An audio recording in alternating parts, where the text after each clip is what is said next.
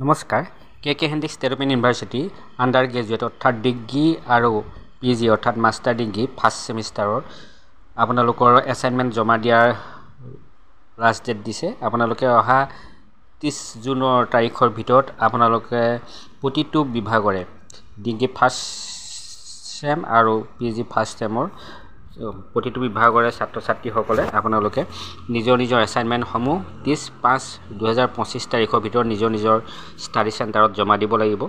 আপোনালোকে এইটো এটা নহ'লে আপোনালোকে নম্বৰ লাভ নকৰিব, কিন্তু আপোনালোকে যি এছাইনমেণ্টত প্ৰাপ্ত নম্বৰ সেই নম্বৰ আপোনালোকে নাপালে আপোনালোকে সেই কাকতখনত আপোনালোকৰ NC আহিব। সেইকাৰণে আপোনালোকে নিজৰ যি এতিয়াও বাকী আছে যদি কাৰোবাৰ লিখিবলৈ তেনেহ'লে লিখক।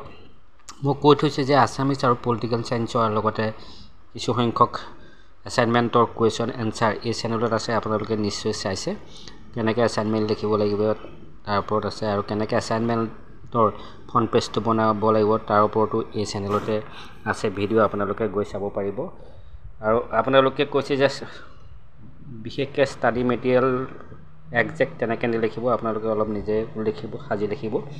এনেধৰণৰ গুৰুত্বপূৰ্ণ ইনফৰ্মেশ্যনৰ বাবে এই চেনেলটো আপোনালোকে ছাবস্ক্ৰাইব কৰি ল'ব আৰু লাইক কমেণ্ট কৰি কেনেকুৱা হৈছে জনাই উৎসাহিত কৰিব। আজিলৈ আহোঁ, ধন্যবাদ।